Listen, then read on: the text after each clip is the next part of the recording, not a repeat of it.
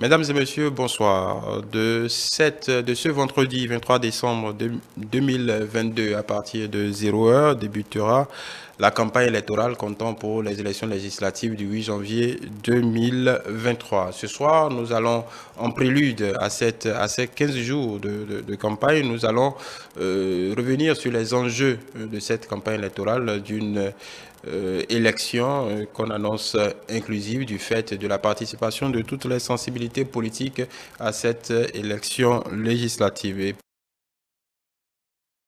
Julio Tometti, analyste politique, bonsoir.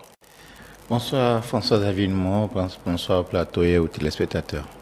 Victor Bocor, expert électoral, bonsoir. Bonsoir Xavier, bonsoir également à Julio Tometti et également à tous ceux qui nous suivent depuis leurs différents canaux. Il devrait nous rejoindre dans quelques minutes Joël Ataï-Guédégbé, expert en gouvernance, expert électoral et membre éminent de la société civile pour apporter, pour nous aider avec ses lumières en prélude à cette campagne électorale qui va s'ouvrir dans quelques heures. Julio Tometti,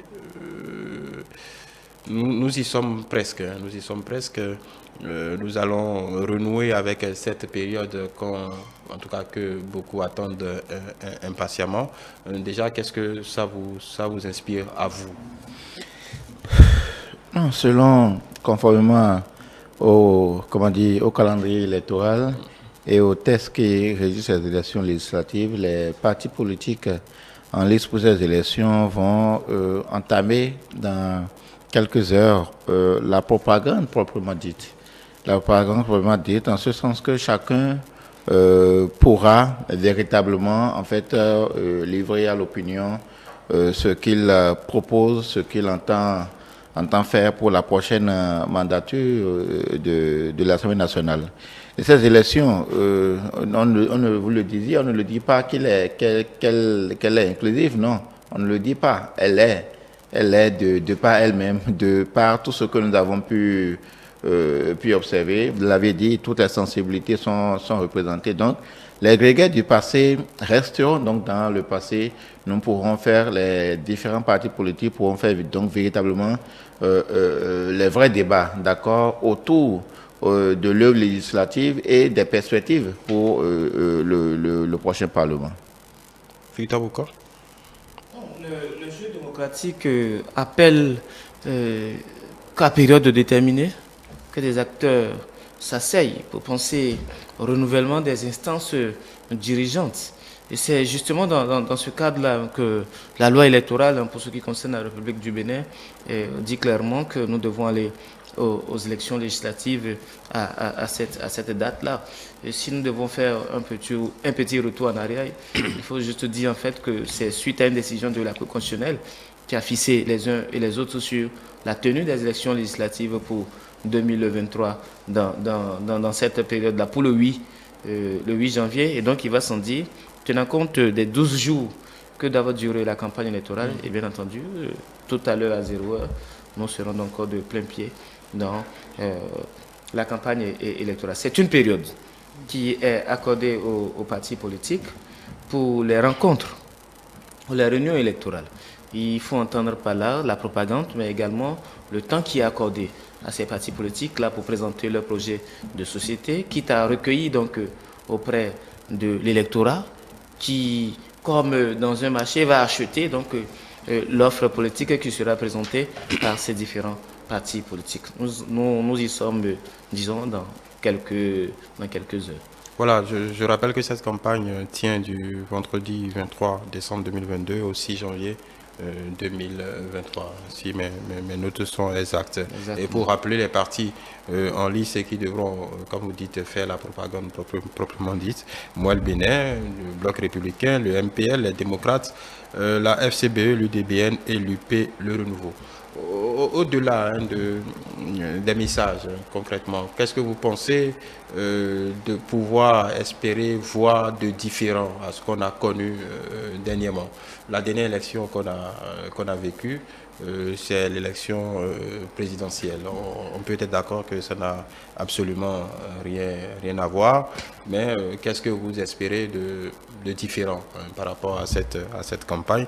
La dernière, l'avant-dernière, on va dire, les communales, on était en pleine période Covid, donc il y avait quelques restrictions. Aujourd'hui, il y a toujours la campagne médiatique, mais évidemment, on aura ce à quoi on a toujours assisté les mouvements sur le terrain. Mais pour vous, comment vous entrevoyez cette campagne? Ces élections ou bien cette campagne électorale qui s'ouvre dans quelques heures ne ressemblera ni à la dernière élection présidentielle, ni à la dernière élection communale de 2020, ni à l'élection législative de 2019. Elle ressemblera plutôt un peu à, même si le contexte n'est pas le même, à l'élection législative de 2015. C'est en cela que je dis c'est l'élection de tous les enjeux. C'est dit que nous allons faire en fait la campagne électorale et l'élection dans les formes, d'accord, que nous avions. Pour avoir un référent, en fait, pour moi, en fait, c'est le référent de 2015, parce que a priori, ça nous met presque. A priori, ça nous met presque dans le même contexte que ces élections deux grands pôles qui se forment, les uns favorables à la gouvernance, les autres que ne partageant pas la vision du gouvernement, les uns qui entendent conserver en fait ce qu'on peut appeler les acquis jusque-là, et les autres qui entendent renverser la table pour se faire leur plan d'une certaine façon. Et donc, ça nous met véritablement dans le contexte des élections de 2015 d'une certaine façon. Et je pense que les parties prenantes tirent toutes les conclusions et travaillent en ce sens-là pour que ça se passe dans de meilleures conditions. D'ailleurs, ça s'est toujours passé dans de meilleures conditions, sous réserve de quelques écueils, comme vous voulez de le rappeler tantôt. Mais fondamentalement, il faut s'attendre à observer autre chose que ce que nous avons pu voir ces dernières années. Les gens vont fondamentalement, comme je le disais tantôt, questionner l'œuvre législative et pourquoi pas en fait l'action gouvernementale, parce que tout se fera, excusez-moi de le dire comme ça, tout se fera aujourd'hui autour de Patrice Talon et de son PAG d'une certaine façon. Donc ce que l'on a pu offrir aux Béninois, même je dirais depuis 2016 jusqu'à aujourd'hui, tout sera interrogé, tout sera questionné, et donc il reviendra aux Béninois dans leur âme et conscience au regard de la perception qu'ils ont eue de ce qui leur aurait été présenté, de ce que l'opinion leur offre, de pouvoir faire les choix conséquents. Aux acteurs politiques, moi j'espère quand même que nous allons pouvoir avoir de véritables débats, de véritables projets que l'on pourra décortiquer dans le fond pour voir en fait ce que vaut chaque parti politique, non pas seulement dans l'électorat, mais en termes de propositions, en termes de projets de gouvernance, en termes de vision pour la prochaine législature. C'est ce que nous aimerions en fait véritablement observer dans le fond. L'autre chose, en fait, la conséquence, c'est comment on a pu habiller en fait tout ce qu'on a proposé, comment habiller les discours, par quel mécanisme, quels sont les moyens mis en œuvre pour véritablement épater l'électorat, et d'où en fait les résultats que chacun obtiendra. Mais de toute façon, tout se passera, moi je l'espère bien, dans les règles et formes et procédures que la loi a prescrites. Voilà, vous venez de l'annoncer, décortiquer les projets. J'annonce aux amis téléspectateurs que nous allons le faire sur télé pendant toute cette période, chaque soir, au travers d'un format qu'on intitulé Palabre électorale. Chaque soir, nous reviendrons sur ce que chacun a dit pour faire le débat, comme vous venez de le dire, parce que évidemment, je pense, on croit ici à ETélé que ça pourrait aider les uns les autres à déterminer leur choix, à faire leur choix et à animer le débat public. Ça, c'est une parenthèse importante. Je reviens à vous sur la même question.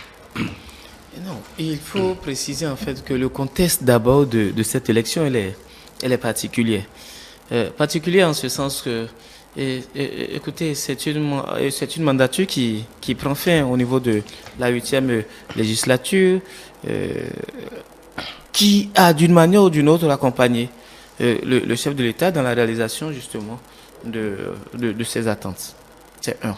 C'est une partie de la classe politique qui se dit n'avoir pas été associée à la gouvernance et qui entend entrer justement au Parlement. C'est cette partie politique. Et Julio le dit si bien que le contexte également, il est particulier.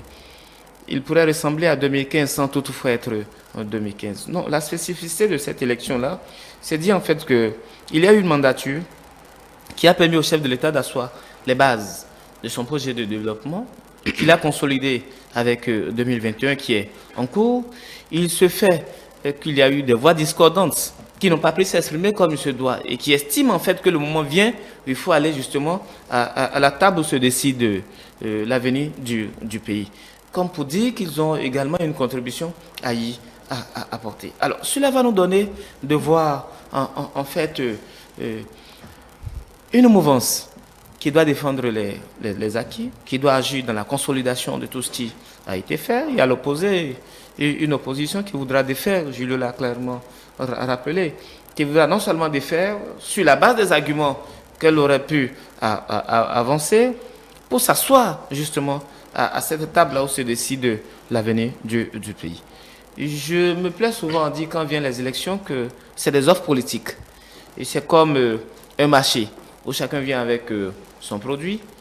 Et chacun trouvera les meilleurs arguments pour vendre son produit, tel que vous le présentez. L'achalandage qui est mis autour va plus ou moins attirer ou repousser justement l'électeur qui devient ici l'acheteur de l'offre que vous proposez. Et cela va se matérialiser par le produit final qui est le vôtre que les uns et les autres auront à exprimer. Écoutez, les élections pour moi, cette campagne qui commence, c'est juste une opportunité. À ceux qui n'ont pas suffisamment pris le contact avec les populations, à ceux qui ne sont pas suffisamment fait entendre, qui n'ont pas eu ce contact privilégié avec l'électorat, de bien vouloir, durant ces 15 jours, peaufiner leur offre politique et qu'ils présentent, l'habiller pour que cela soit plus réceptif et que cela soit vendable.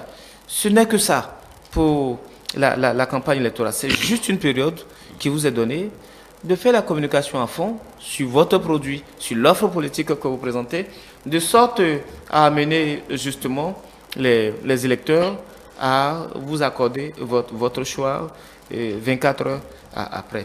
Ceci dit, les uns et les autres, dans leur grande majorité, ont plus ou moins déjà choisi leur camp. Et donc, c'est juste une période qui reste encore pour surtout les indécis. Quand c'est fait comme ça, il faut déjà se dire en fait que il y a une partie qui part plus ou moins gagnante parce qu'elle a eu le temps d'aller au contact avec les populations. D'autres ont le temps de faire leur retard durant cette campagne-là. Mais ceci dit, il y a des enjeux qui y sont. C'est un projet de développement qui existe, incarné par le chef de l'État.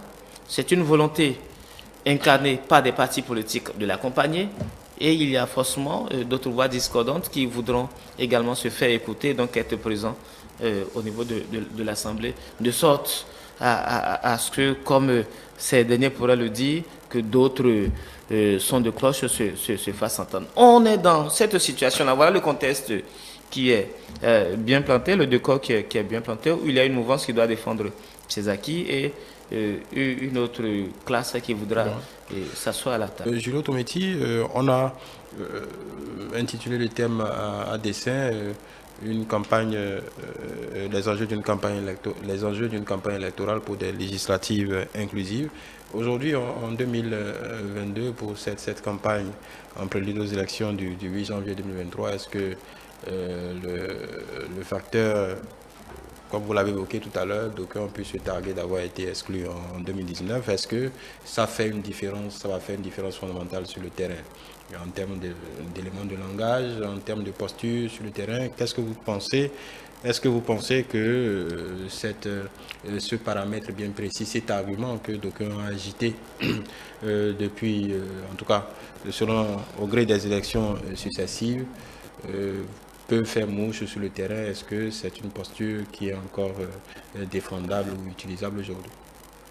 Oui, je pense que c'est utilisable. C'est utilisable si, comme dit, si on peut en fait prendre les deux pôles, c'est utilisable de tous les deux côtés.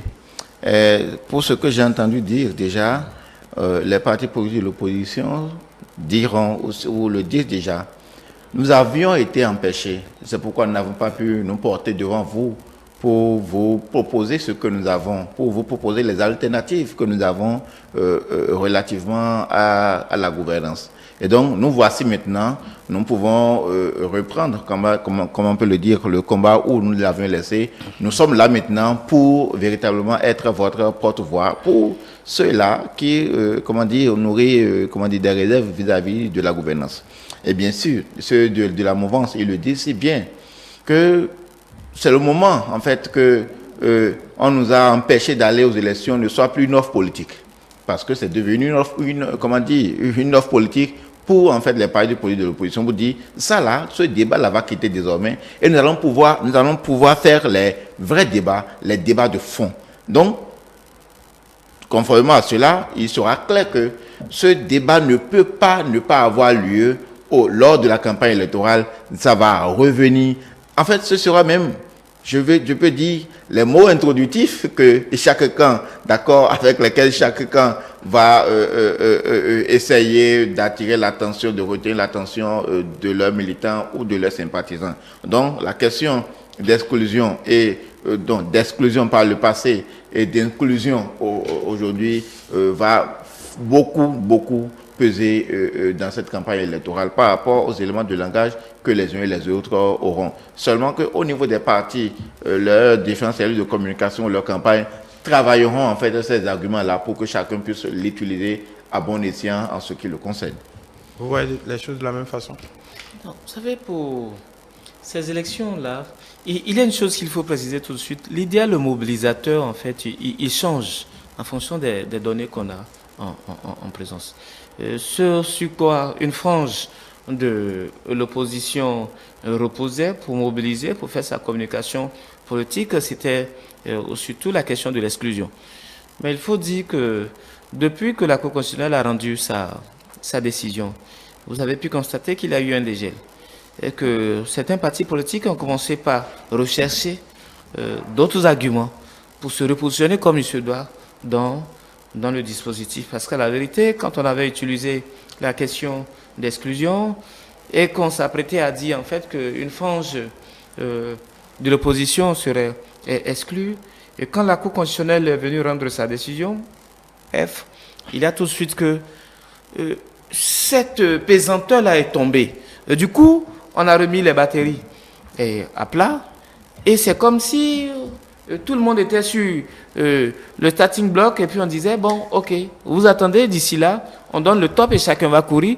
On aura le temps d'apprécier donc le souffle que chacun a. On aura le temps d'apprécier justement les conditionnements que chacun s'est donné pour se présenter justement à cette joute électorale-là. En 2023, fort heureusement, on ne parlera plus d'exclusion parce que c'est cette partie politique qui sont en liste pour les élections législatives. C'est une fête qui va se présenter en janvier, encore que le contexte s'y prête. Les différents acteurs ont voulu qu'on y aille en période de fête. Ce ne sera que la fête qui va prévaloir pour les élections. Et chacun ira justement de son argumentaire. Comme je le disais à l'entame, il y a l'offre de la mouvance, il y a l'offre de tout ce qui tourne autour de l'opposition. Encore que dans ces différentes composantes, il y a d'autres clivages. Il y a d'autres clivages, il y a la nécessité d'affiner encore le discours pour se distinguer dans cette même mouvance et dans cette même opposition pour espérer être les acteurs qui arriveront justement à avoir la majorité pour la 9e législature. On parlera donc plus d'exclusion en 2023. Il faut souhaiter en fait qu'on ne parle plus jamais d'exclusion. Mais c'est un processus. Écoutez, la démocratie, c'est un processus. La démocratie, c'est aussi les tests.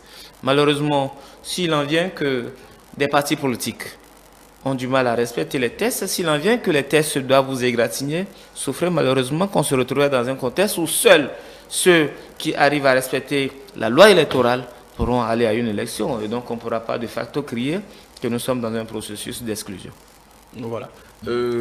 Si on met cette thématique de côté, vous l'évoquiez tout à l'heure dans votre développement, vous parliez du bilan de Patrice Talon qui pourrait revenir. Est-ce que vous pensez réellement que ce qui se jouera au cours de ces élections-là, ce ne sera pas non, puisqu'on parle d'une élection législative, ce ne sera pas la production de la 8e législature, en tout cas, tout ce qu'a été cette 8e législature qui sera en procès et ce sera plutôt l'action du président de la République. Est-ce que vous pensez, comme d'aucuns le disent, que ce sera un référendum contre l'action du chef de l'État? Est-ce que comment vous voyez vous l'avez évoqué tout à l'heure, donc j'aimerais que vous reprécisiez un peu votre pensée. Oui, je l'affirme avec fermeté pour dire, comment dire, c'est la première fois, d'accord, à ces élections que Patrice Talon fera son premier véritable test en tant que chef de la majorité présidentielle. Et parce que, quoi qu'il vous souvienne, je l'ai rappelé tantôt, les dernières élections à partir de 2019, c'est la première élection législative que Patrice Talon a organisée. Nous avons vu en fait ce que le contexte a donné. Bon, pas que Patrice Talon a organisé. Bon, à l'aide, c'est ce que nous avons l'habitude de dire chez nous. Il ne travaille pas à la Sénat. La première élection législative à l'aide de la rupture, il faut le dire. Oui. Après, nous avons eu les communales. Nous avons eu la présidentielle avec aussi ce que cela a donné. Certains potentiels candidats n'ont pas pu être candidats. Ceux qui finalement ont été candidats en face de Patrice Talon, d'aucuns les voyaient comme pas forcément représentatifs. D'autres diront carrément même que ce sont des faits, des faits valoir d'une certaine façon. De sorte qu'aujourd'hui, nous pouvons dire, sans risque de nous tromper, avec comment dire, ces élections que nous pouvons qualifier d'inclusives, dire que ce soit le premier test de la mouvance présidentielle, parce que c'est en ce moment, en cette période-ci, que véritablement, en fait, l'œuvre de Patrice Talon depuis 2016 sera fouettée, décortiquée, et triée, et peut-être soit célébrée ou d'une certaine manière, comment dire, aller au rebut de cette façon. Et donc, pour dire, en fait, que l'enjeu est grand. De sorte que, comme je le disais tantôt, on fera difficilement, en fait, la démarcation entre l'œuvre législative et l'œuvre gouvernementale. Les gens prendront plus, en fait, l'œuvre gouvernementale parce que, dans l'opinion, il se fait que, en fait, c'est l'œuvre gouvernementale qui conduit en fait, le législatif, que le législatif, étant donné que nous avons seulement des partis politiques de la mouvance au Parlement, donc il est facile, en fait, de confondre les deux, de ne pas parvenir à faire la démarcation entre l'œuvre législative et l'œuvre gouvernementale. Et c'est en ce sens que je dis, c'est véritablement la gouvernance qui sera au centre des débats. La gouvernance et les réformes, puisque les réformes pensées par le gouvernement sont mis, comment dire, le Parlement donne des moyens d'action sur lesquels se fonde en fait le gouvernement pour mettre comment dire, en pratique ces réformes. Donc, difficilement on va pouvoir faire la part des choses. Donc, c'est l'œuvre de la gouvernance depuis 2016 qui sera mise sous tapis. Chacun va exprimer, comment dire, c'est ressenti, je parle comment dire, de la masse, d'une certaine façon, comment l'on ressent en bien ou en mal, c'est ça, en fait, qui sera exprimé dans les urnes. Et donc, il reste fort donc à faire pour les partis politiques, aussi bien de la mouvance que de l'opposition, de travailler, de tenir compte de ces éléments-là et d'y travailler résolument d'une certaine façon. Mais quand nous mettons, nous on n'est pas là pour faire l'appréciation, quand nous mettons dans la balance, les deux dans la balance, nous on doit se rendre compte des éléments que véritablement il y aura débat. Votre position sur cette question? Non, en fait, je vais recentrer un peu pour revenir un peu sur la question des enjeux. Pour le préciser, c'est un peu à croire que si on se concentre sur les partis de la mouvance, par exemple, sans faire de fixation, c'est qu'ils n'auront peut-être rien à faire d'autre. Ils n'ont pas d'offres, on va dire, d'offres politiques à porter, autre que de défendre ou de parler des résultats de la gouvernance Talon. Non, pas forcément, mais il y a une nuance qu'il faut d'abord faire à l'entame. Écoutez, il s'agira d'abord et après tout de Patrice Talon, le président Patrice Talon et sa gouvernance. Et ça, c'est fondamental. Et cela va conduire les élections législatives, la campagne de 2023, les élections législatives de 2023, mais la campagne qui s'ouvre tout à l'heure. On parlera de Patrice Talon et de sa gouvernance. Alors, le chef de l'État fait l'option d'aller vers le développement. Il le fait avec des partenaires qui accompagnent sa politique. Et dans le cas d'espèce, on connaît les partis politiques qui se réclament de la mouvance présidentielle. Ces partis politiques-là agiront dans une suite, dans une continuité. Ces partis politiques agiront sur le terrain. Le discours qui sera véhiculé, c'est le discours qui... Ok, on y va vers la continuité de l'action. On y va vers la conservation des acquis. On fera un pas encore, un plus vers le développement pour accompagner, comme il se doit, le désir de révéler le Bénin qu'incarne le président de la République. À l'opposé, vous trouverez des acteurs qui, eux, vont prôner l'autre rupture.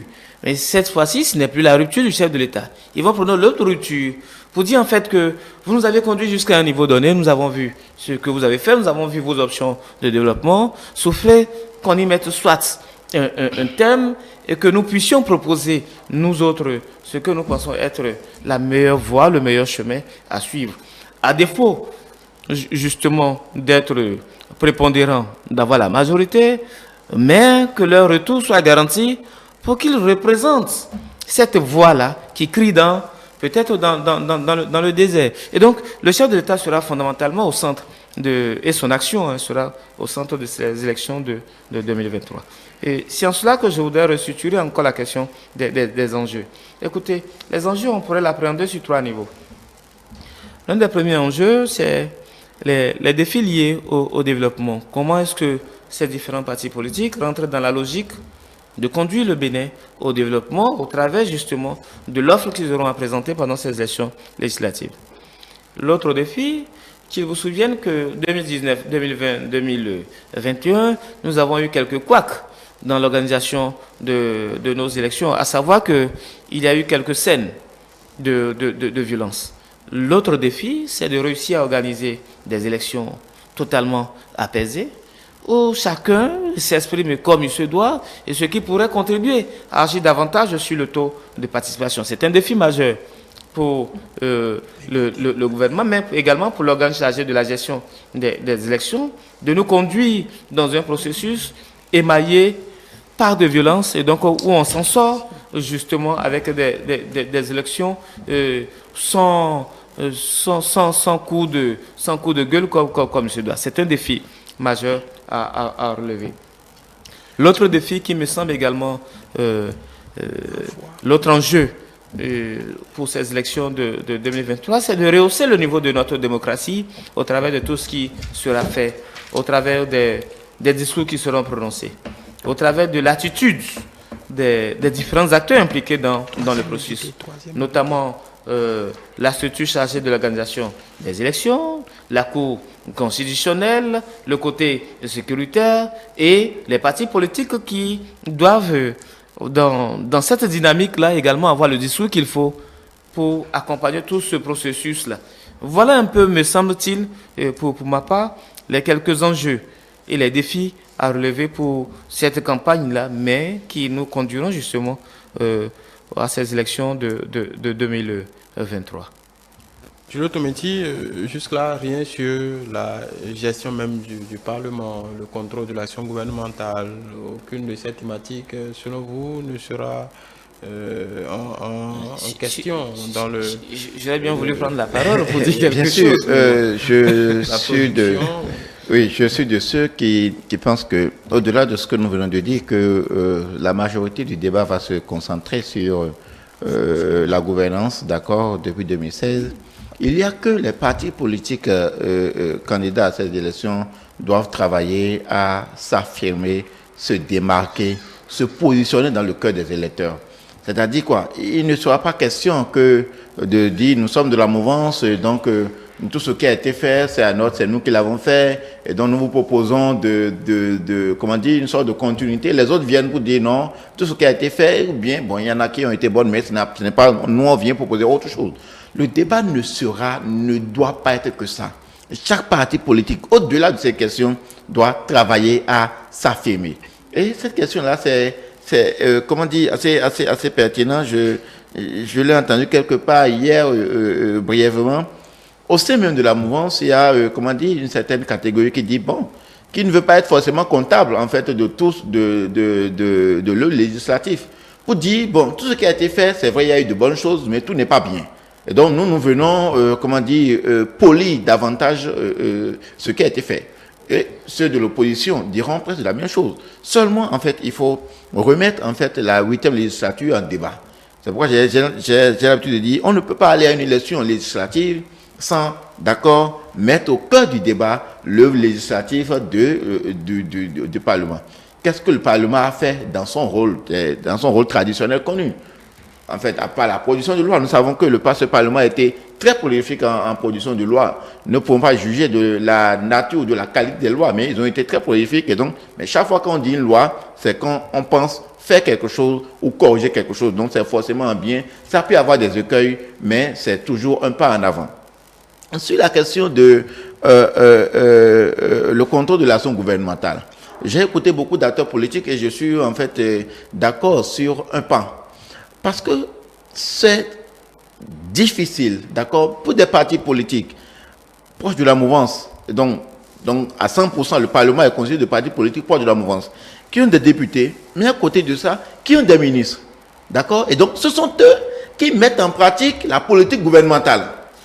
Comment voulez-vous, par exemple, que ce parti X, qui a peut-être le ministre dans ses rangs, le ministre de la Santé, qui vient au Parlement poser des questions au gouvernement, d'accord, sur tel aspect de la santé, alors que ça aurait été au-delà de la vision gouvernementale, c'est aussi en fait une vision du parti politique, d'accord, que son militant nommé, d'accord, met en œuvre. Donc, d'autres disent carrément que les gens ont développé d'autres couloirs de communication que le contrôle de l'action gouvernementale tel que nous avons l'habitude de voir. Parce que généralement, c'est lorsque les canaux de communication, comme on l'appelle, B2B, ne sont pas ouverts pour vous ou ne vous sont pas accessibles, que vous prenez en fait la tribune du Parlement pour exprimer en fait vos réserves, pour poser en fait, comment dire, les questions écrites ou ouvertes, et ainsi de suite. Mais ceux de la mouvance aujourd'hui se disent que, étant au cœur de la gouvernance, d'abord c'est nous qui mettons en œuvre la politique gouvernementale, les écarts, ça n'en manque pas.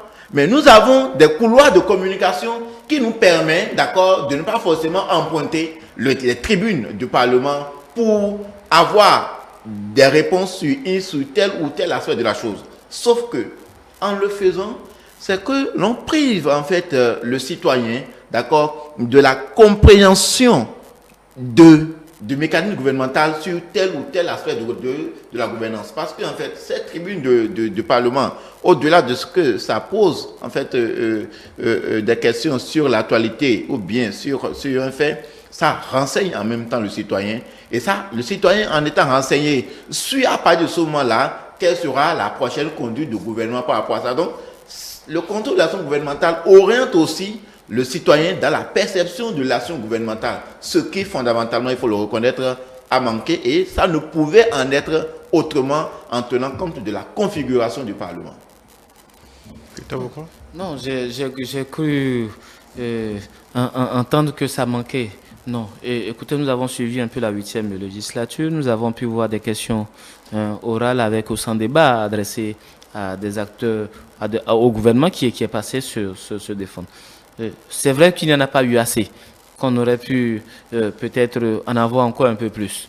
Ce n'est pas parce que la gouvernance actuelle a pour partenaire des partis politiques qui accompagnent son action qu'il ne saurait y avoir de contrôle, qu'il ne saurait y avoir de questions orales pour interpeller le gouvernement. Non, j'ai vu des ministres qui sont passés devant la représentation nationale, qui se sont exprimés, qui ont eu à répondre à des questions de députés. Ça s'est passé. Seulement qu'on n'en a pas eu assez, c'est un fait.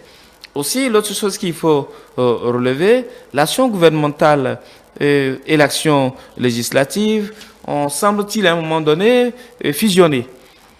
Pas pour dire que le législatif dîne à la table de la gouvernance, non. Comme pour dire en fait que le chef de l'État a une chance terrible, moi je l'appelle comme sa chance, d'avoir des partenaires qui relèvent de son camp, qui ont compris son désir de relever le Bénin et qui l'ont accompagné justement dans la dynamique en lui apportant les instruments nécessaires pour avancer. Ça, c'est un fait. C'est ce qu'on a vu avec la 8e législature. Et ceci dit, c'est les contingences qui nous ont conduits à cela. Ça, il faut l'accepter. Si d'autres ont eu du mal à passer par les tests et donc n'ont pas pu répondre, ils n'étaient pas présents et nulle part il n'est dit qu'une telle assemblée ne pouvait pas jouer efficacement son rôle. Elle a été d'ailleurs, cette législature, très productive. Ça, il faut le reconnaître et il faut les faciliter. Il y a eu des lois de qualité qui ont été prises, qui impactent désormais la vie des populations. Et ça, il faut le reconnaître également. Et c'est justement parce que le chef de l'État l'a reconnu lui-même qu'il a félicité cette 8e mandature-là, parce qu'elle a été exceptionnelle. Ça, ayons le courage de le dire également. Bon, maintenant, quand on revient au contexte actuel des élections qui viennent, il y a ce désir-là, d'écouter d'autres voix. C'est en cela que je dis, mais c'est une fois, puisque c'est 7 partis politiques qui y vont, c'est inclusif. Donc c'est une fois.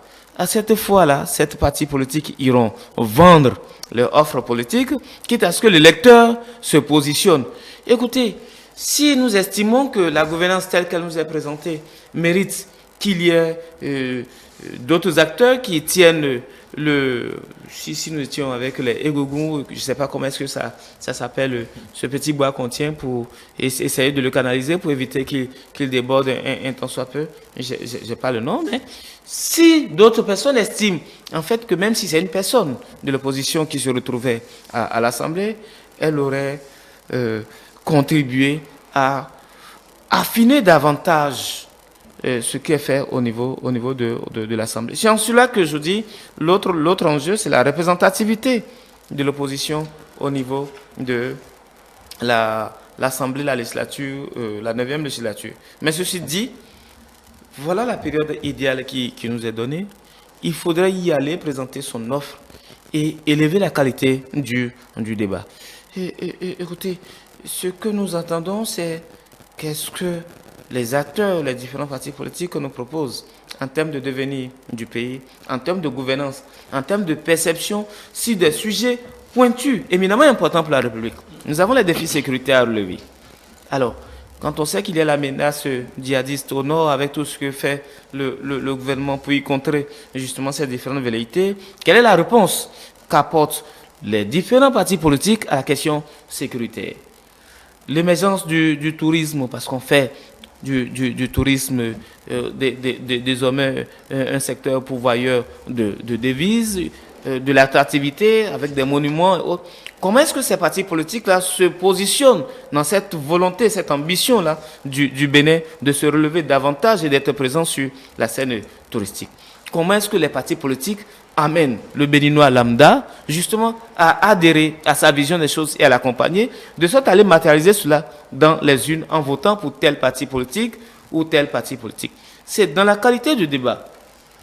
Ce n'est pas dans les prises de position inutiles, mais c'est dans la qualité du discours que vous proposez aux populations, quitte à ce que ces dernières fassent le choix. Mais ceci dit, il y a le contexte qu'il ne faudrait pas occulter. Quand on était 2 ou 3 allés à une élection, on a semblé que c'était plus facile. Quand d'autres acteurs viennent et qu'on est 7, écoutez, la configuration change. Moi, je suis très serein parce que je me dis que déjà demain, on pourrait déjà commencer par entendre de manière plus audible ce que l'opposition voudrait proposer. On entendra encore davantage ce que nos acteurs de la mouvance présidentielle ont à proposer pour se démarquer. L'essentiel, c'est qu'au finish, on envoie à la représentation nationale pour la 9e législature des acteurs qui vont accompagner le désir d'émergence, le désir d'être véritablement relevé du Bénin. C'est à cela qu'il faut travailler. Pour le reste des débats, on a toujours d'autres cadeaux pour... Un parlement d'accompagnement. Accompagnement. Oui, vous avez dit accompagner les désirs d'émergence. Oui, et écoutez, il y a une volonté qui existe aujourd'hui d'émergence du pays. Et il faut des acteurs pour accompagner cette volonté-là qui existe. Et moi, je pense que les véritables enjeux, c'est ça. Comment est-ce on accompagne cette volonté existante-là à s'affiner, à se relever davantage? Parce qu'on a besoin, écoutez, que le pays ne tombe pas dans des méandres passés, mais que le pays, comme un effet cliqué, nous sommes arrivés à un niveau de soutenabilité. Il faut agir à avancer, à grandir, à aspirer à autre chose encore de plus qualitatif. Julio Tomitik, je vais revenir à disons, à une question non pas anecdotique, mais nous sommes dans une certaine dynamique depuis quelques années d'assainissement de la vie publique.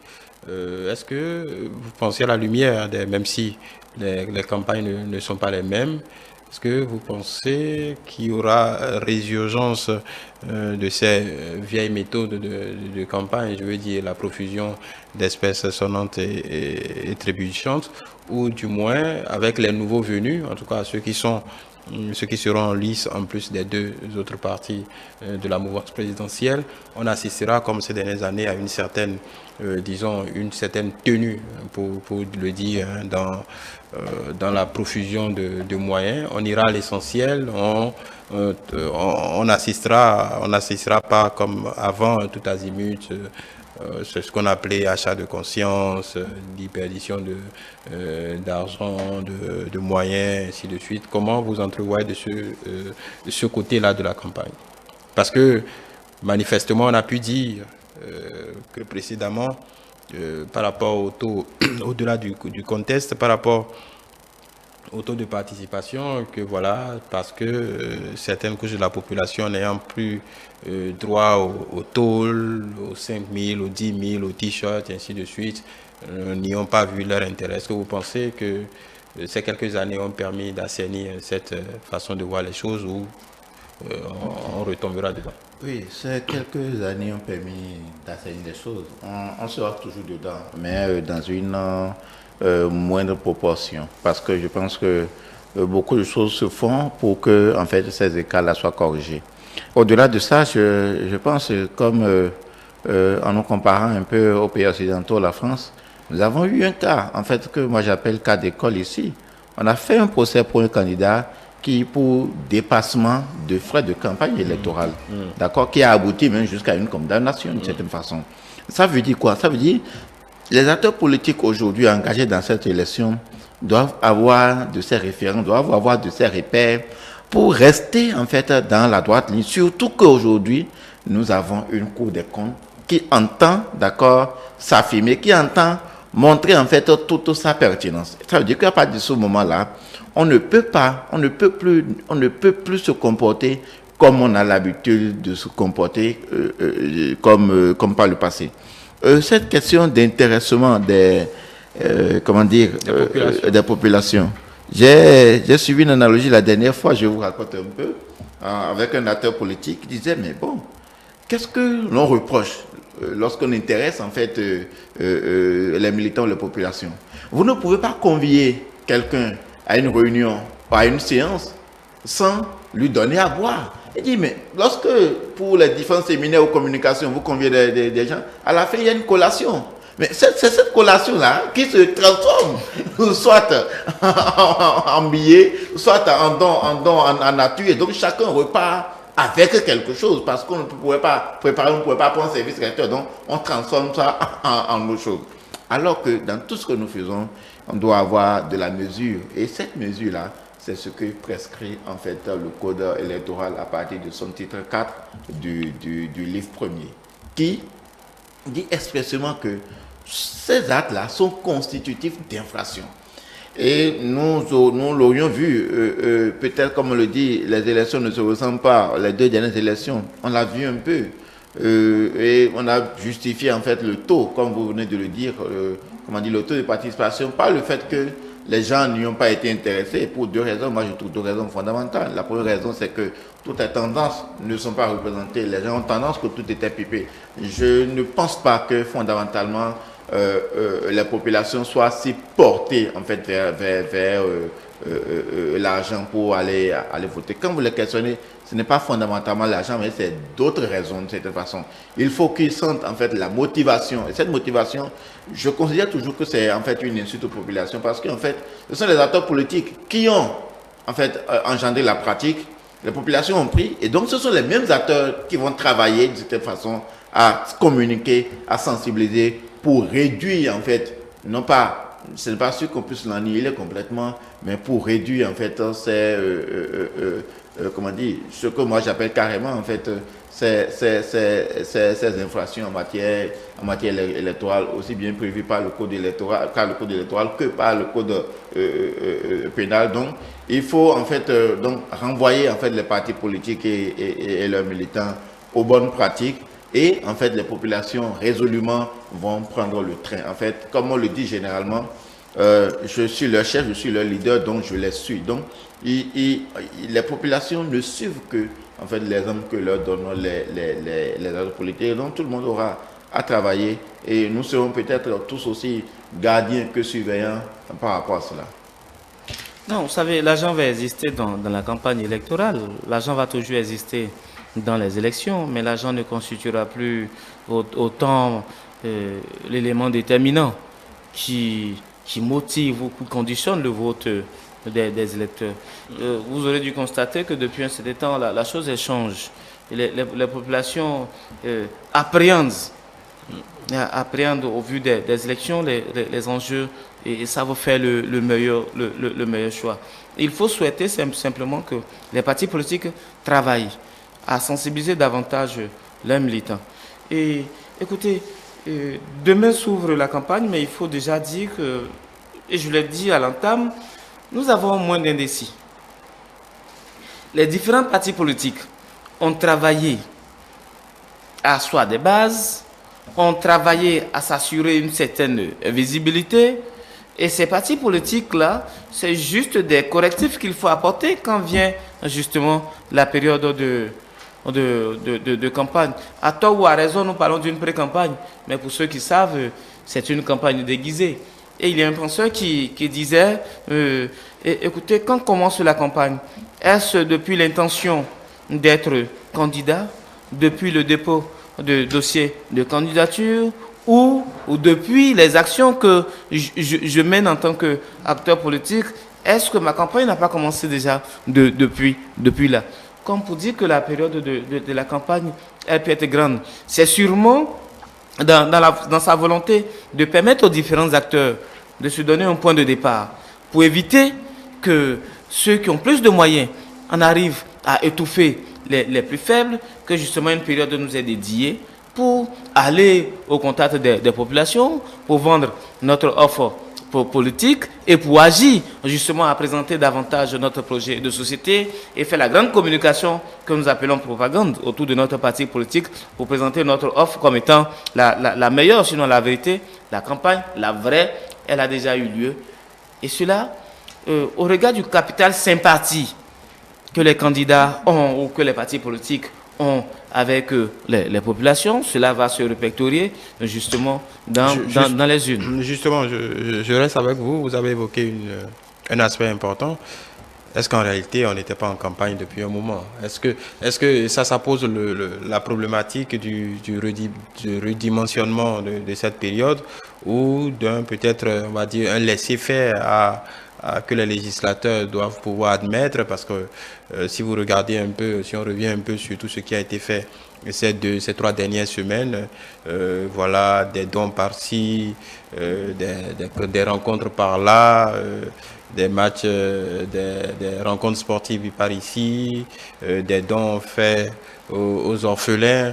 Bon, personne n'est dupe de ce qui se passe. On appelle ça la pré-campagne, mais entre nous, étant donné que les différentes personnalités sont quand même estampillées, et même sur les réseaux, on voit des formats fleuris. Je suis de tel parti, je m'appelle Victor Bokor, c'est un exemple, hein, je suis de tel parti, je suis. Est-ce qu'en réalité, il n'y a pas un méli-mélo qui ne dit pas son nom et qui rend quelque peu inopérant ces digues-là que le législateur à construire pour pouvoir démarquer cette période pré-vote, on va dire. Vous savez, vous comprenez que la loi était très claire, nous avons 15 jours pour faire campagne. Oui, la loi était claire, on le sait. Également, ma question, c'est ce qui se passe avant. Oui, également, la loi reconnaît, que la loi dit, reconnaît cette prérogative aux partis politiques. Les partis politiques faire la campagne sans le dire. Non, pas faire la campagne. Les partis politiques animent la vie politique. Exactement, c'est l'excuse. Et c'est justement dans l'expression de cette animation. Oui, de cette animation-là que vous allez constater tout ce qui se fait. Oui. Il y a des activités qui sont organisées et pour faire un zoom focus sur le parti politique. L'après-campagne, c'est notamment cette période-là qui est donnée. Écoutez, quand vous avez des candidats qui sont sur une liste, il faut pouvoir les amener au contact des populations. Évidemment. Voilà, il faut les présenter. Voilà, il faut les présenter. Évidemment. Il faut les faire voir. Oui. Et chacun y va de sa manière pour ne serait-ce que présenter. Dans des rencontres qu'on organise, à peine voilées, et on le met sous le coup de présentation ou d'activités de reconditionnement, de remobilisation. Mais à la vérité, quand vous y voyez de près, nous étions en campagne. Et tous les partis politiques, les 7 déjà engagés dans l'action, l'ont fait sur toute l'étendue du territoire national. Y a-t-il besoin de redimensionner la période de la campagne électorale? Laisser faire peut-être à l'américaine. Non, je pense que pour notre démocratie fragile, où le pouvoir de l'argent peut influencer grandement le jeu politique, il est toujours important de garder justement l'ordonnancement juridique qui existe, notamment l'encadrement des 15 jours. Parce que il y a aussi de fort belles manières la RAC qui sévit et qui veille au grain et qui autorise l'égal accès des partis politiques durant la pré-campagne. Et qui également pendant la campagne est un peu regardant sur la question. Il n'en demeure pas moins que les partis politiques ne conditionne pas ce qui se fait sur le terrain. Malheureusement, qui ont plus de moyens, qui occupent comme il se doit le terrain, ils vont dans des activités souvent même de propagande et autres. Mais écoutez, une élection c'est tout cela. Quand vous prenez les élections aux États-Unis, écoutez, la campagne ne saurait s'enfermer dans 15 jours. Elle ne saurait s'enfermer. Vous voyez tout ce qu'il y a autour d'une élection avant d'en arriver au vote, c'est des années. Et ça, c'est médiatisé, c'est connu. Et ici, malheureusement, nous n'avons pas assez d'argent pour nos petits États. C'est déjà bon de les conditionner comme ça dans ce laps de temps, les 15 jours, pour permettre à tout le monde de prendre un départ ensemble. Je vous pose la même question. Une campagne qui ne dit pas son nom, que tout le monde assume, mais que tout le monde... le fait est que la loi a prévu une période de campagne. La loi n'a prévu à aucun endroit, à aucun moment, une période de pré-campagne. Ni donner un contenu. Donc, on ne peut même donner un contenu à la période de pré-campagne. C'est les acteurs eux-mêmes qui se tout ce que la loi dit, et comme l'a soulevé Victor, le code électoral, son article 44, il dit la campagne électorale, ce sont des opérations de propagande, d'accord, qui visent à mobiliser en fait les citoyens autour de ce projet. Mais que, en dehors de cette période, avant cette période de campagne, les partis politiques continuent d'animer la vie publique et l'information du citoyen conformément à la Constitution et à la charte des partis politiques. Et donc, de ce point de vue, on peut supposer que nous sommes en pré-campagne, les partis politiques sont en pré-campagne à tout moment. Donc, à partir du moment où le jeu électoral est lancé, à partir du moment où la Cour constitutionnelle fixe la date pour ce qui nous concerne là, ou à partir du moment où le chef de l'État convoque le corps électoral à une date précise, à partir de ce moment-là, commence la pré-campagne, si l'on peut dire. Et donc, on ne saurait empêcher les partis politiques de continuer à installer leurs cellules, de continuer à mobiliser leurs militants pour telle ou telle cause. Et donc, on ne peut pas le leur reprocher. Tout ce qu'on pourrait reprocher, c'est ce que nous disons dans la campagne électorale, les questions de dons à l'effigie de ci ou de ça, dans la période définie par la loi. C'est tout ce qu'on peut. Mais l'occupation du terrain, on ne peut pas le refuser aux partis politiques. Parce que, comme vous le savez, si tous les partis politiques devaient aller aux élections, il y a eu des partis politiques qui ont leur récépissé, d'accord, quelques mois avant l'ouverture de la période électorale, de cette façon. vous n'allez pas demander à ces partis politiques de croiser les bras et d'attendre les 15 jours de campagne pour s'ouvrir à leurs militants ou aux populations. Donc, il est à supposer donc, que les partis politiques sont la pré-campagne commence à partir de la convocation du corps électoral jusqu'à la veille ou les 24 heures, la veille de la campagne électorale proprement dite. Donc, il n'y a pas de contenu, il y a une large parcelle laissée à tout le monde, donc chacun travaille à mobiliser, mais en restant conforme aux règles de la République. Donc, il y a à mobiliser, à présenter les candidats. Il n'y a pas matière à s'inquiéter. Et bon, les gens jouent bien parce qu'aujourd'hui, les partis politiques, je suppose que pour l'ensemble, ils lisent les tests, ils sont des spécialistes, au moins qui les orientent. Vous voyez rarement les gens exposer ouvertement leur effigie et ainsi de suite. Les gens font aujourd'hui l'effort de respecter ça depuis les élections de 2015, je pense, ou bien de 2016, où au lieu, des effigies, on a des couleurs distinctives. Et bon, pour l'un c'est le jaune, pour l'autre c'est le vert, pour d'autres c'est le blanc. Donc pour montrer en fait, non pas clairement en fait son logo ou bien son effigie, mais en fait donner des tendances de couleurs qui permettent de reconnaître tel ou tel parti politique. Donc il y a pas matière à s'inquiéter en fait en ce qui me concerne. C'est une parcelle laissée. Peut-être que si ça crée des inconvénients ou bien des préjudices, d'accord, processus électoral, nous serons toujours là pour réfléchir. Le Parlement est là pour réfléchir dans le sens peut-être de chercher à mieux encadrer, mais j'ai toujours dit, en matière électorale, si on cherche trop à contenir, c'est là où on laisse la porte ouverte aux dérives. Donc il faut laisser en fait toute la liberté aux personnes, d'accord, tant que ça n'influe pas négativement sur le processus, le problème ne devrait pas se poser. Non, il me plaît aussi de faire... L'animation de la vie politique, comme vous le dites, qui est assumée par les partis, à bon dos, parce que, comme par hasard, c'est pendant cette période qu'on assiste, en tout cas, qu'il y a une profusion d'événements. Est-ce que pour vous, ça ne rompt pas quelque part le principe d'équité qui doit prévaloir, quand bien même, parce que je veux parler des moyens, parce que ne serait-ce qu'aller présenter les candidats sous un prétexte peut-être qu'on aurait bien savamment choisi. Tout le monde n'est pas logé à la même enseigne. On dépense de l'argent qu'on met sur le dos de l'animation de la vie publique, alors qu'en période de campagne, c'est strictement encadré. Est-ce que cette latitude qu'on donne aux partis, quand bien même chacun essaye de sauvegarder en tout cas la face ou bien la forme, est-ce que ça ne rompt pas quelque peu le principe d'équité devant prévaloir pendant cette période? Non, rompre ou pas, je vous présente juste une caricature. Oui. Et, écoutez, le sportif qui sait qu'il y a une compétition, qu'est-ce qu'il fait? Il s'entraîne. Donc c'est une période d'entraînement. L'élève qui doit aborder sereinement les compositions, qu'est-ce qu'il fait? L'élève révise. Et donc chacun s'accorde un temps de préparation pour affronter les joutes électorales. La pré-campagne n'est que cela. C'est la révision, c'est la mise en condition, c'est, je ne sais pas tout ce que vous voulez y mettre, mais c'est tout ce qui concourt justement à se préparer pour la période où passons justement à la phase active. Ça, c'est important et c'est dans la vie de tous les jours, on ne refuserait pas cela aux partis politiques. Ce qu'il faut seulement refuser, c'est que certains acteurs en abusent. Parce qu'il en arrive où vous voyez des gens qui sont ouvertement en campagne.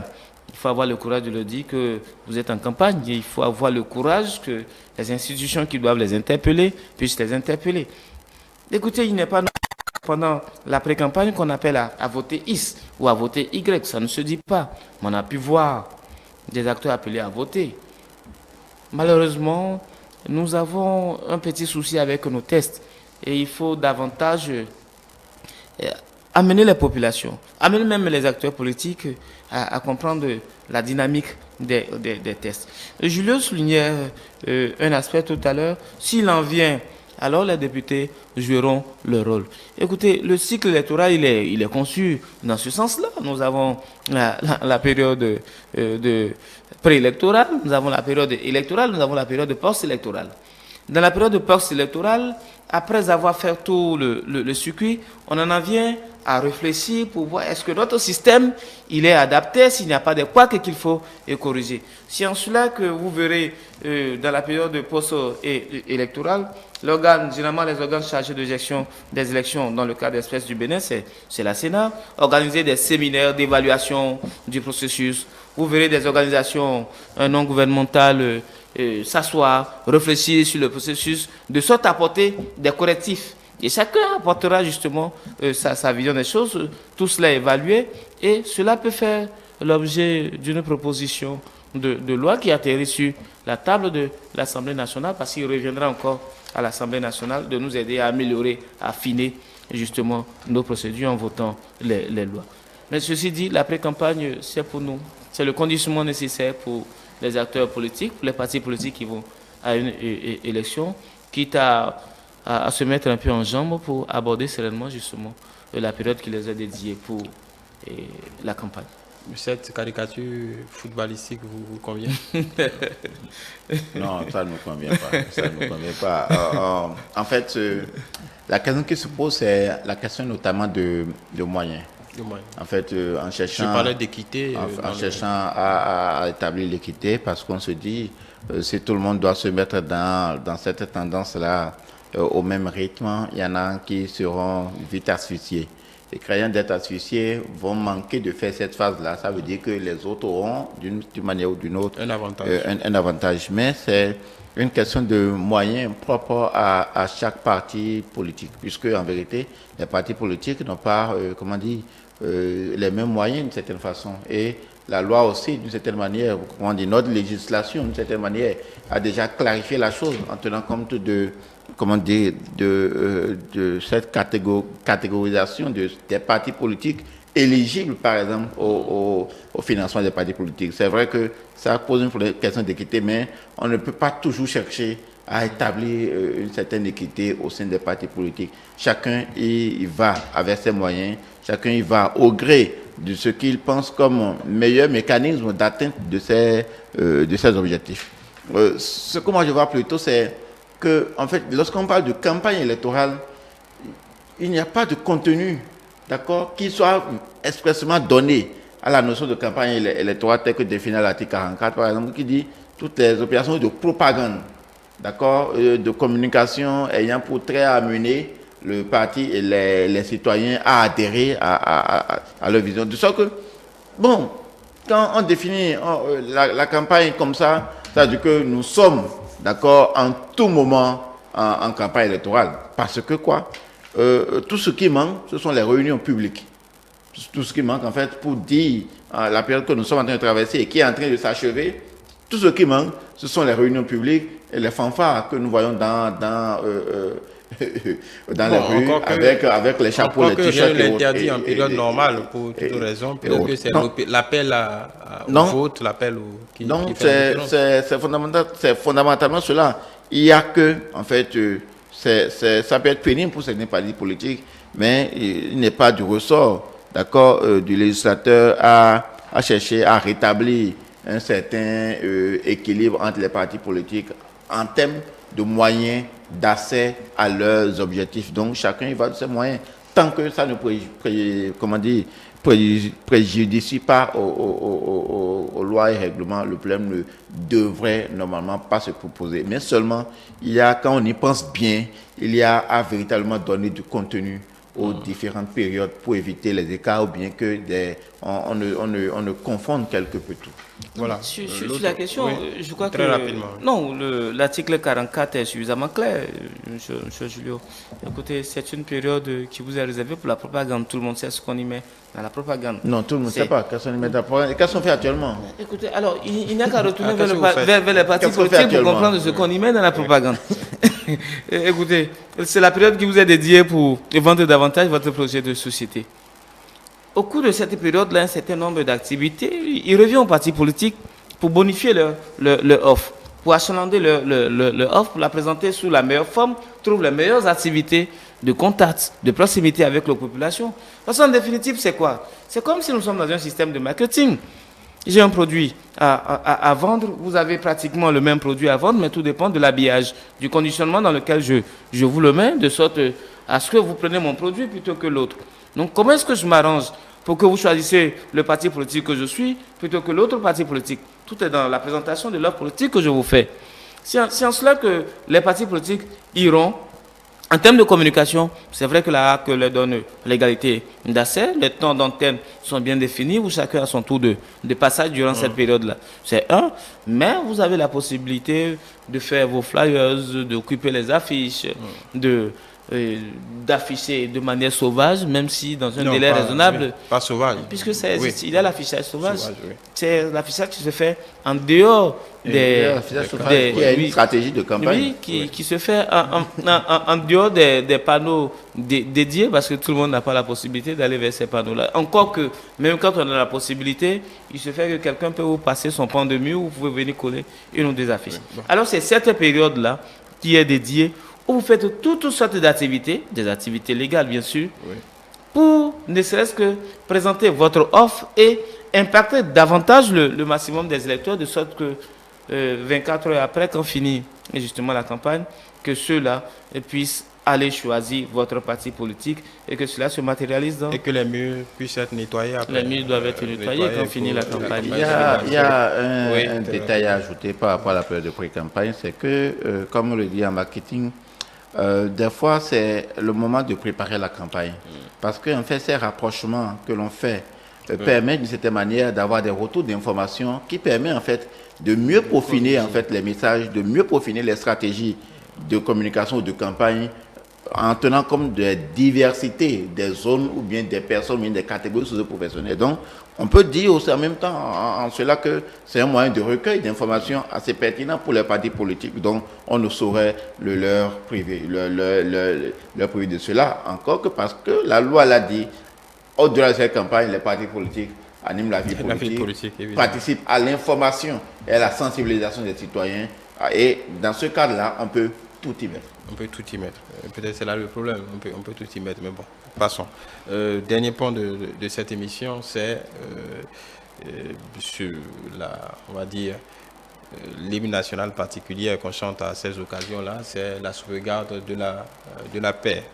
On peut dire, si on met en relief les élections qu'on a vécues par le passé, est-ce qu'on peut se dire que cette fois, il n'y a pas de raison fondamentalement, pas que les heures qu'on a eues lors des autres élections soient à justifier, mais manifestement, est-ce qu'on peut dire aujourd'hui que de ce côté-là, il y a raisonnablement, je choisis bien mes mots, il ne peut pas y avoir matière à déstabilisation ou à des actes délictuels comme on a assisté ces dernières années?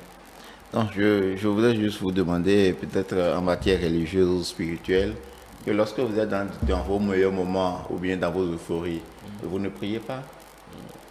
Si vous pouvez trouver des raisons de prier, que ça ne soit pas seulement dans vos moments de détresse que vous priez, je pense qu'il n'y a pas un moment spécifique pour appeler à la cohésion, à la paix, à la retenue. Ça doit être, un discours de tous les jours pour que ça s'imprègne davantage dans le cœur des populations. Parce qu'on ne sait jamais, quand vous avez la certitude ou bien l'assurance que tout est bon, que tout semble acquis, vous n'avez jamais en fait, l'assurance que tout irait jusqu'au terme sans heurts. Vous ne savez pas ce qui pourrait se passer dans une localité, peut-être les récriminations que les gens ont envers tel ou tel parti politique ou telle personne. Si vous le permettez, on va revenir un peu sur la campagne d'une certaine façon. En fait, la citoyenneté qui doit gouverner en fait la campagne électorale.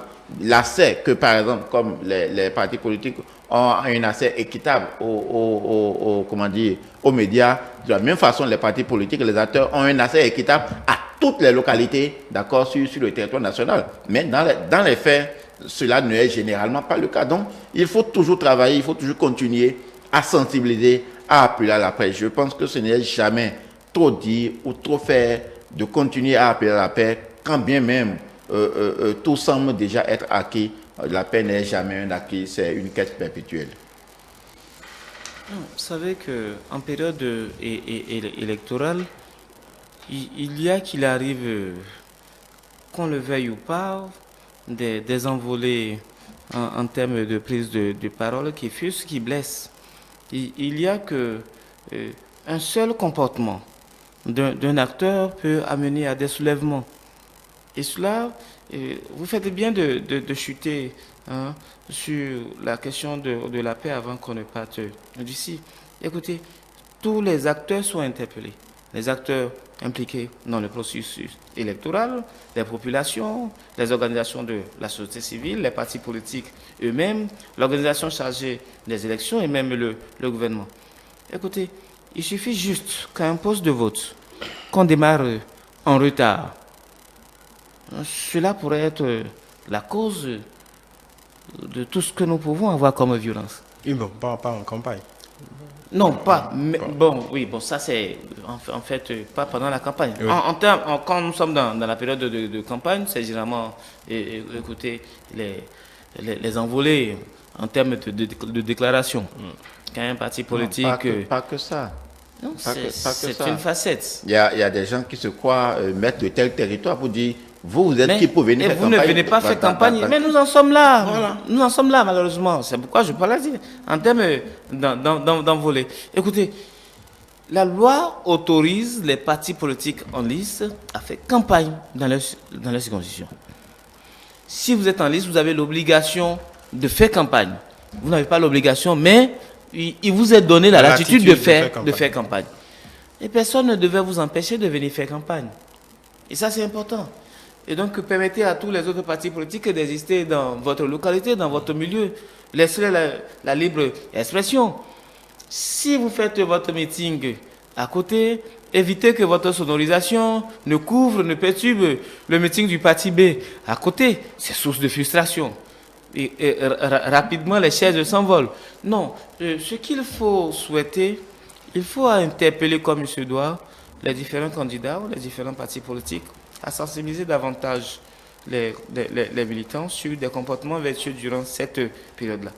Autant que nous avons tous à y gagner, à passer cette campagne-là de la manière la plus réussie, dans la grande joie, pour que déjà au soir, que les résultats soient connus et que chacun puisse se féliciter l'autre. C'est cela, en fait, les élections. Mais malheureusement, il y a que, il faut toujours compter avec ces petits couacs qui peuvent arriver de n'importe où et de n'importe qui. Voilà pourquoi il faut toujours interpeller les uns les autres sur l'importance du comportement vertueux, l'importance d'agir en toute sérénité et d'éviter de s'emporter quand viennent certaines situations fâcheuses et à toujours recourir aux moyens légaux qui existent pour s'exprimer ou pour demander réparation des dommages qui seraient causés. Voilà, celui qui pourrait nous parler un peu plus, non pas que la paix soit le monopole de qui que ce soit, c'est l'homme de la figure de la société civile qui devait nous accompagner pour ce débat, Joël Ataï Guetagbe, qui n'a malheureusement pas pu nous rejoindre.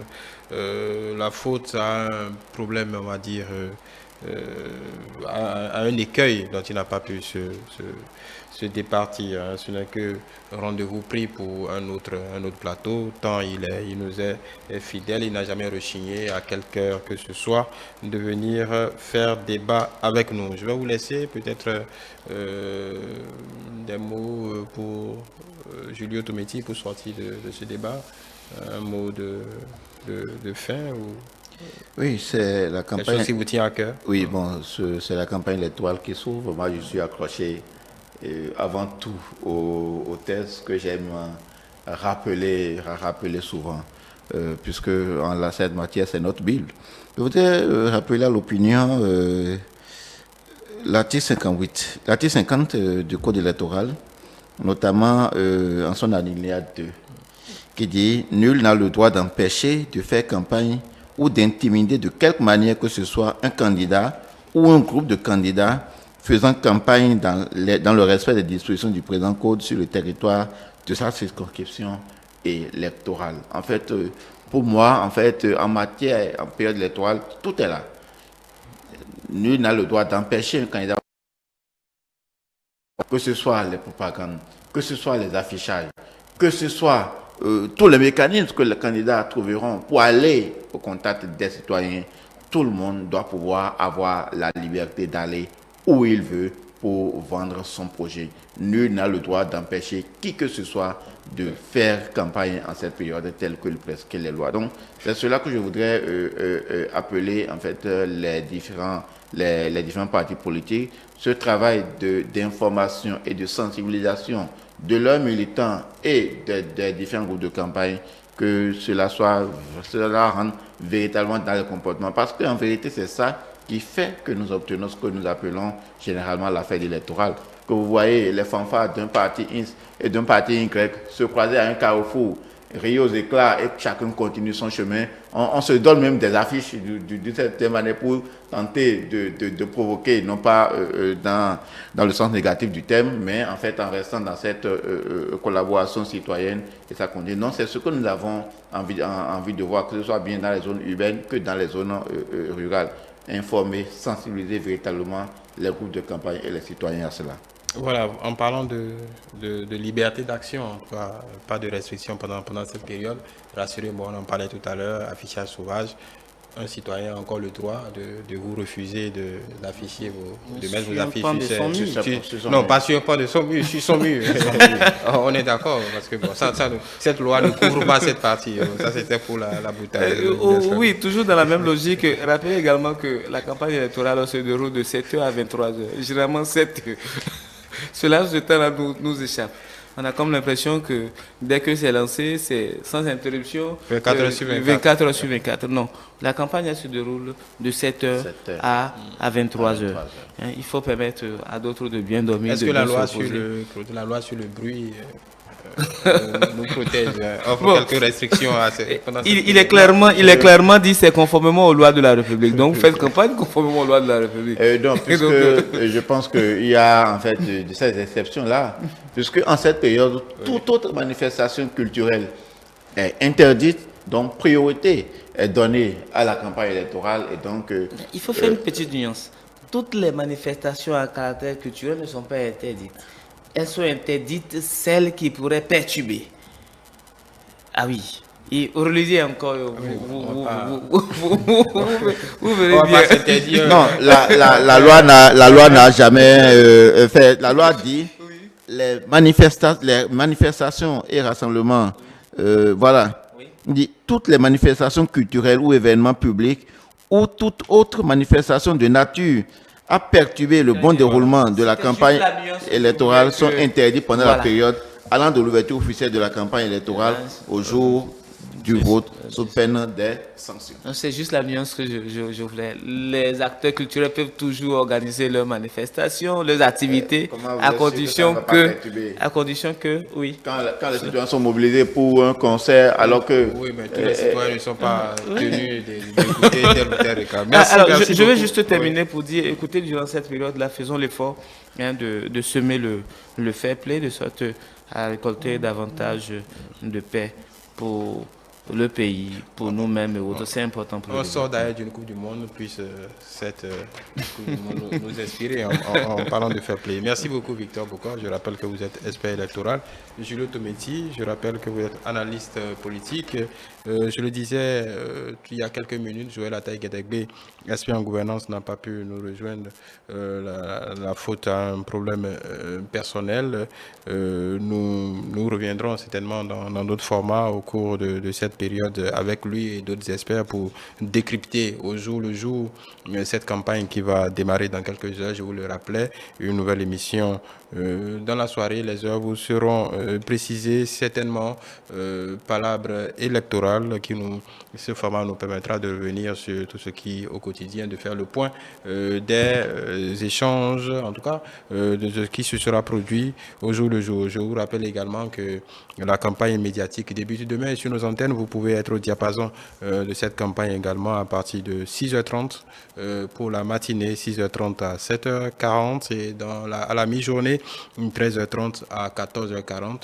Au fur et à mesure, nous vous tiendrons informés de ces développements donc, et sur le terrain et sur nos antennes télé partie prenante de cette campagne médiatique. Vous pouvez nous suivre et revivre ces moments en tout cas. Vous pouvez suivre allègrement tout ce qu'il y a comme péripéties de cette campagne électorale. Et nous espérons vous avoir avec nous. Et merci d'avance pour votre fidélité. Je rappelle que vous pouvez retrouver cette émission sur notre chaîne YouTube ETélé Bénin, sur notre compte Twitter ETélé Live, sur notre page Facebook ETélé en direct et continuez par nous suivre via notre application mobile ETélé Bénin, que ce soit sur iOS et Android. ETélé avec vous pour vous. Merci de nous avoir suivis. Portez-vous bien en compagnie des programmes de ETélé.